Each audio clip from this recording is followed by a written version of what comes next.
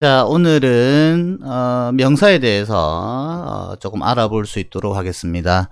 2시간에 걸쳐서 명사에 대해서 알아볼 건데, 오늘 첫 시간은 명사의 정의와 명사의 역할에 대해서 우리 다 같이 한번 알아보는 시간을 가질 겁니다.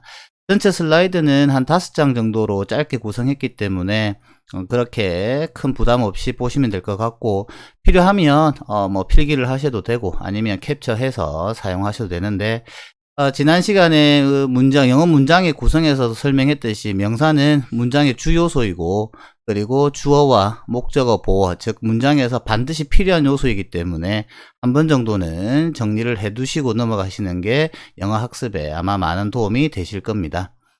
그러면 명사는 과연 우리가 무엇을 명사라고 하느냐? 항상 여러분들이 문법을 배우든지 아니면 쉽게 말해 수학에서 어떤 공식을 배울 때 새로운 용어가 나오게 되면 반드시 그 용어에 대한 정의를 이해를 잘 하셔야 되는데, 명사라고 하는 건 쉽게 말씀드리면 이름입니다. 이름. 그런데 어떤 이름이냐면 우리가 일상생활에서 보이는 어떤 형태가 있는 유형의 것이든 아니면 형태가 안 보이는 그런 무형의 것이든, 또는 우리가 만들어낸 어떤 집단을 나타내는 것이든 아니면 우리가 어떤 일반적으로 물질로 구성되어진 것이든, 중요한 거는 어쨌든 이름이라는 겁니다. 저희가 사람들이 편하게 쓰기 위해서 저건 뭐지? 저건 저거라고 부르자, 그렇게 말해 놓은 것이 명사입니다. 그래서 그냥 뭐 이렇게 끝이 나겠죠. 밑에 보면 간단하게 예를 좀 이렇게 만들어 놓고 있는데, 이 예들 보면 여러분들이 모르시는 단어는 아마 하나도 없을 겁니다. 그래서 분류상 뭐 보면 위에 거를 우리는 보통명사, 뭐 밑에 걸 집합명사, 그 다음에 추상명사, 물질명사, 고유명사, 이렇게 분류를 해서 사실은 예를 들어 놓고 있는데, 이건 나중에 2번째 시간에 다시 한번 자세하게 다룰 수 있도록 하겠습니다. 그러면 명사의 역할에 대해서 지금부터 한번 볼 건데요. 앞에 시간에 그 영어 문장의 구성에서 말했듯이 명사는 문장에서 주체가 되는 주어와 그리고 목적어 그리고 보어의 역할을 합니다. 그런데 여러분들이 이제 그 영어 수업을 듣다 보면 선생님들이 그냥 주어를 한글로 잘 안 쓰시죠. 영어를 쓰시는 분들은 그냥 영어를 쓰는 게 편하시기 때문에 그래요. 그래서 주어는 subject라고 하고 그냥 s로 표기를 합니다. 그러면 주어는 문장에서 주체 역할을 하는 것, 쉽게 말하면 그 문장의 뭐 행위자, 그러니까 그 문장을 이끌어가는 거라 보시면 되고요. 여기서 여러분들이 쉽게 이해를 해야 되는 부분이 어떤 거냐면, 문장을 보다 보면 주어가 상당히 길게 올 수도 있어요. 그랬을 때 여러분들이 해석을 해봤을 때 끝에 우리가 국어에서 말하는 조사가 얻느니가가 붙어 있으면 그 친구가 주어다라고 보시면 돼요.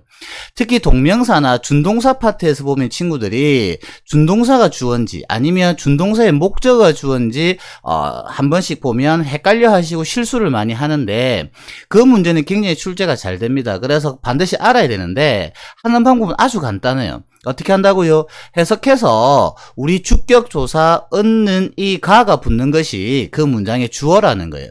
밑에 예문을 잠깐 하나 보게 되면 아주 짧은 예문이죠. I love you 라는 예문입니다. 나는 당신을 사랑합니다죠. 여기서 주어는 누굴까요? 주어는 당연히 I입니다. 왜 I입니까? 나는 국어의 주격조사가 붙었기 때문이죠. 그리고 물론 여러분들이 love라는 단어가 사랑하다라는 동사라는 걸 아니까 동사 앞에 주어가 오겠지라고 생각하실 수도 있겠죠. 어쨌든 여기서 여러분들이 가지셔야 하는 습관은 영어 문장을 봤을 때 눈으로 보시면 안 돼요. 영어 문장을 눈으로 푸시면 안 되고, 딱 봤을 때 여러분들이 하실 수 있는 방법으로 반드시 해석을 하셔야 됩니다. 해석을 하셔서 문장을 한 문장이라도 그렇게 접근을 하셔야 여러분들이 그것이 여러분들이 실력이 된다는 거 꼭 기억을 하시기 바랍니다. 주격조사 얻느니가가 붙은 것이 주어다. 자, 그 다음 이제 주어가 하는 목적어인데요. 목적어는 우리가 object라고 하죠. object라고 해서 o라고 영어에서는 표기를 하는데, 목적어는 동사가 뜻하는, 동사가 나타내는 행위의 대상이 되는 존재다라고 이해를 하시면 됩니다. 그러니까 동사에 따라서도 이제 다음 시간에는 동사에 대해서 이제 공부를 해볼 건데, 동사에 따라서 목적어를 갖는 동사가 있고 목적어를 갖지 않는 동사가 있어요. 그런데 동사가 어떤 그 행위의 목적이 될 때는 반드시 대상물을 가져야 되는데, 그 친구가 바로 목적어다라고 이해를 하시면 됩니다. 그런데 영어에는 목적어를 크게 두 가지로 분류를 하고 있어요. 첫 번째는 direct object 뭐라고 이야기하는 직접 목적어가 있고요. 그 다음에 indirect object라고 하는 간접 목적어가 있습니다. 직접 목적어는 그 동사의 직접적 행위의 대상이 되는 것, 즉 을과 를로 우리의 국어의 조사가 붙고요. 간접 목적어는 그 동사의 행위가 누구에게 가느냐 이 말.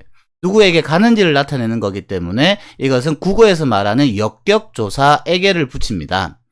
밑에 예문을 잠깐 보시게 되면 She gave me a doll 이렇게 돼 있죠. 그녀는, 그러니까 그녀는이니까 그녀는 주어겠죠. 은는이가 붙었으니까 gave 주었다.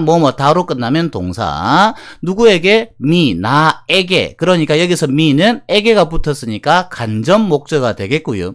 그리고 a doll 인형 하나를. 그러니까 이때 a doll은 직접 목적어가 되는 겁니다. 그래서 여러분들이 이런 형식을 나중에 이제 사형식이라고 배우시게 되는데 중요한 건 그건 아니고요. 해석을 반드시 하셔라. 그래서 은는이가는 주어, 에게는 간접 목적어, 을러리가 붙으면 직접 목적어다. 그 정도만 이해하시고 넘어가시면 되겠습니다. 자, 그 다음 보어입니다. 보어는 우리가 complement라고 쓰고 C라고 표기를 하는데요. 이 친구를 지금 선생님이 빨갛게 칠해놓고 있죠. 왜 빨갛게 칠했을까요? 이 친구가 그만큼 출제 빈도가 높다. 영어 문장에서 여러분들이 시험을 치지 않을 것 같으면 크게 큰 의미를 두실 필요는 없는데 보어는 반드시 시험에 나옵니다. 학교 시험에 나올 수도 있고 수능에 나올 수도 있고 또는 토익이든 탭스든 토플이든 반드시 출제가 되는 요소이기 때문에 기억을 꼭 하셔야 되는데요. 그러면 보어가 뭐냐면 보어는 쉽게 말하면 보충 설명해 주는 말입니다. 보충 설명해 주는 말인데 지금 가로를 딱 만들어서 형용사, 명사라는 말을 써놓고 있죠. 나중에 다시 한번 다루겠지만 여러분들 또 꼭 기억을 하셔야 되는 게 보어 자리에 들어가는 품사는 반드시 형용사와 명사 두 가지만 들어갈 수 있다라고 머릿속에 반드시 넣어주시기 바랍니다.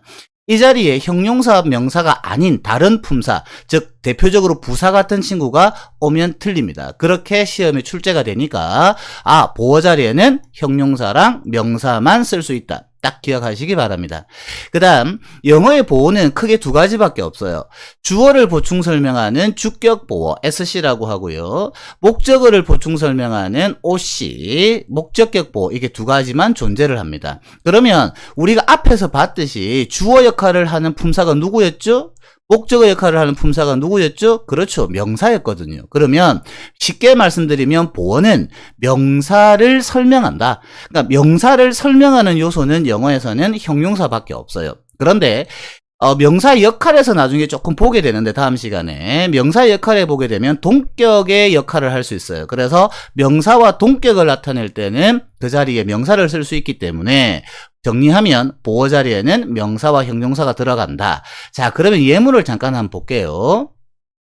I am a boy라는 문장이 있습니다. 해석하면 어떻게 되죠? 나는 소년입니다 라고 해석이 되죠. 그러면 나는이니까 I는 주어가 될 거고요. 그 다음에 입니다니까 지금 am은 당연히 동사가 될 거고요. 그 다음에 소년이다라고 했으니까 지금 나는 소년인 관계가 이퀄 관계가 성립이 되죠. 그러니까 이때 보이는 우리가 품사가 명사라는 것을 알 수 있게 됩니다.